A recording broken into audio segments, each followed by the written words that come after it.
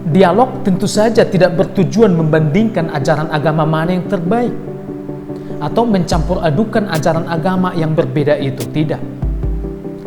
Dialog itu bertujuan untuk saling memperkuat pemahaman.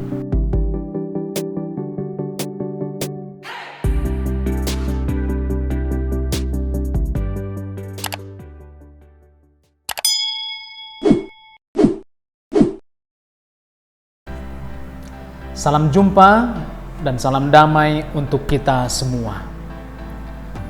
Usaha dialog antar umat beragama masih sesuatu yang gamang.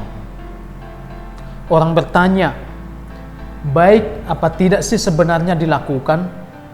Takutnya kontraproduktif. Sejauh mana sih dialog antar agama itu bisa dilakukan?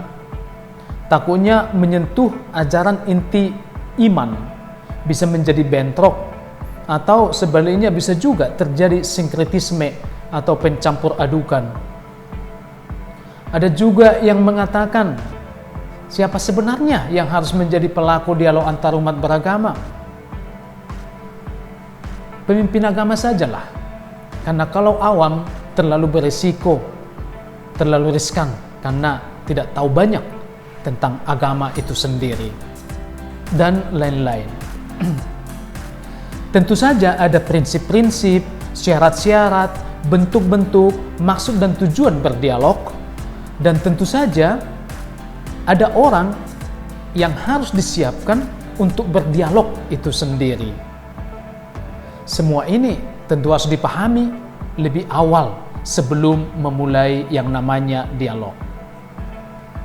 Namun sebelum itu semua, mesti ada kesadaran akan kebenaran bahwa di mana ada keberagaman atau perbedaan, di situ harus ada dialog kalau mau terjadi perdamaian. Jika tidak, akan terjadi kekacauan, chaos, ketidakfahaman.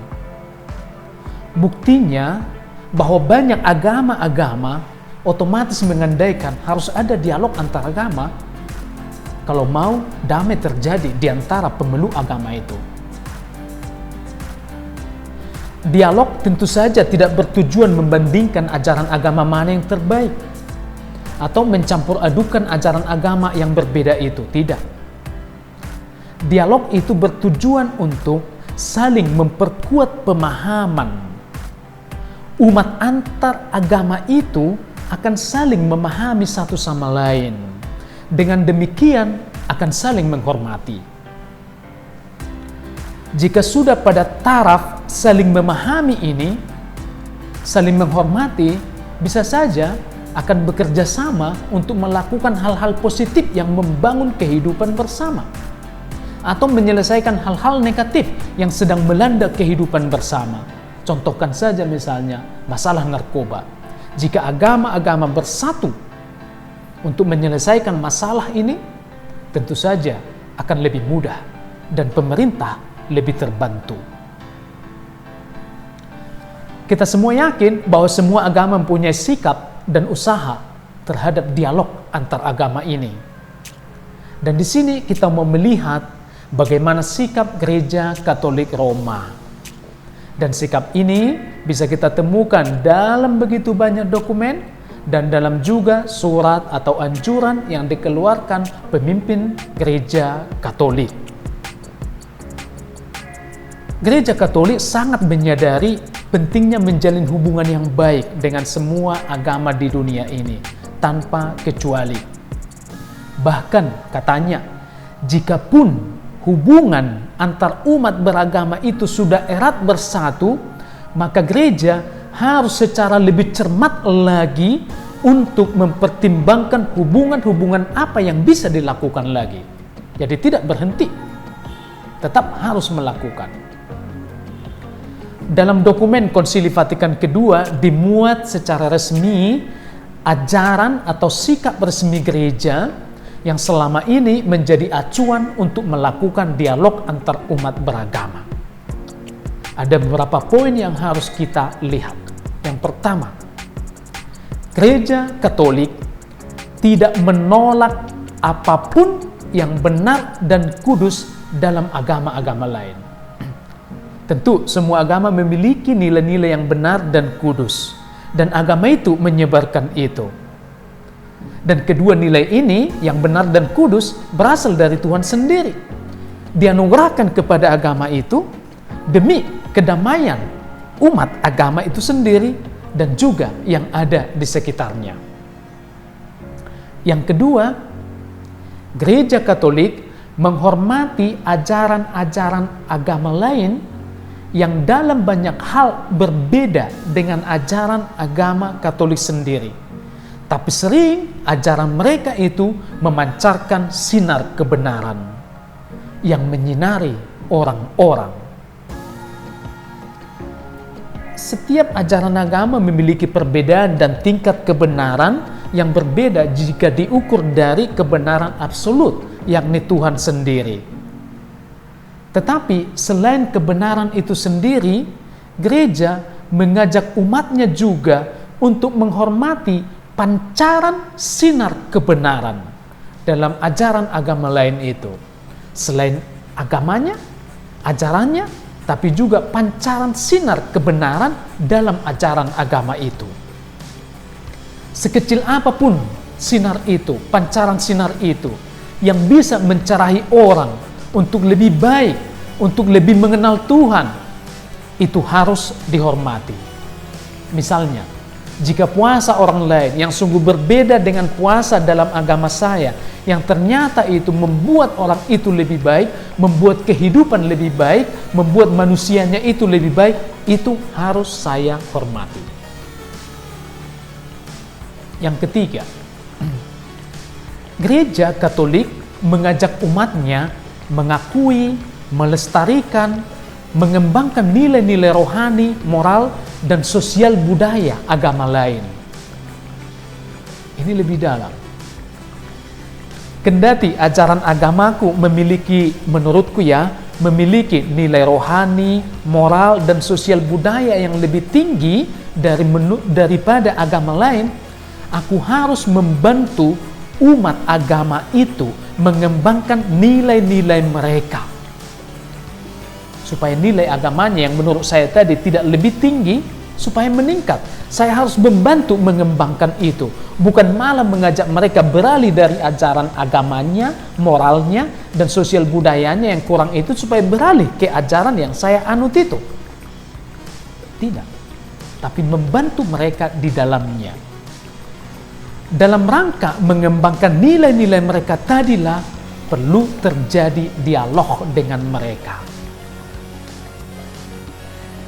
Di sanalah harta kekayaan yang mereka terima dari Tuhan itu kita tampung, lalu kita menjelaskan serta menjernihkannya dalam terang Injil. Yang keempat, hal yang lebih jauh lagi ini, yang lebih sulit harus dilakukan gereja adalah menggali apa yang serba benar dan baik dalam agama-agama lain.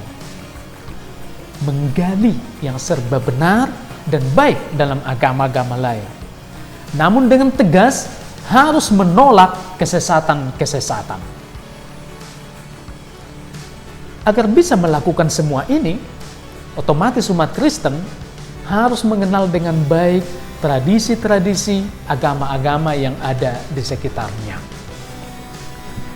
Dan berkaitan dengan ini, kita pantas bertanya sebenarnya, apakah tidak terlalu jauh langkah-langkah yang diaturkan oleh gereja ini sampai harus menggali apa yang serba benar dan baik dalam ajaran-ajaran agama lain? Dari sisi lain, apakah agama-agama lain itu setuju jika kita mencoba mendalami ajaran-ajaran agama mereka? Bagaimanapun, ketika kita mengetahui dan mengatakan kebenaran dan kebaikan tentang pribadi seseorang, dia akan senang, dia akan bangga, dia akan merasa damai, dan dia pasti akan menghormati kita. Sama halnya, jika aku mengetahui, mempelajari, dan menemukan serta mengatakan kepadanya akan ajaran agamanya yang baik, yang sungguh membuat kehidupan lebih baik, pastilah orang-orang dan agama itu sendiri akan menerima, senang, bangga dengan itu, bangga dengan ajaran agamanya, semakin menghidupi itu, dan pasti dia akan menghormati saya, maka akan terjadilah perdamaian itu. Dengan demikianlah, dengan cara itulah tercipta sebenarnya perdamaian. Maka kita tidak boleh ragu untuk mengenal, mempelajari, dan mengatakan yang baik, mengeksplor yang baik, lalu mengungkapkan tentang agama orang lain. Bagaimanapun, demi terjadinya damai dalam kehidupan bersama, dialog antar umat beragama harus digalakkan. Yaitu tadi, harus tahu, mau mendalami, di situ akan terjadi dialog antar umat beragama juga. Jangan ada antipati kalau mau terjadi perdamaian. Dan gereja mengajak umatnya harus setia melakukan dialog antar agama ini, dan bahkan harus lebih serius lagi. Pasti Sang Khalik menciptakan makhluknya berbeda-beda, dan dia ingin semua itu, walau beda agama, tersenyum bersama, berpelukan bersama. Walau sungguh berbeda agama, berbeda suku, budaya, dan bahasa. Kita berani harus mengatakan, Tuhan menciptakan perbedaan untuk memperkaya kita, untuk membuat kehidupan ini semakin indah, semakin menarik, dan untuk mencapai damai yang lebih dalam itu. Semoga kita semua, karena cinta pada agama kita dan mau menunjukkan cinta kepada agama lain, kita pun menjadi pembawa perdamaian. Tuhan memberkati kita semua. Salam damai.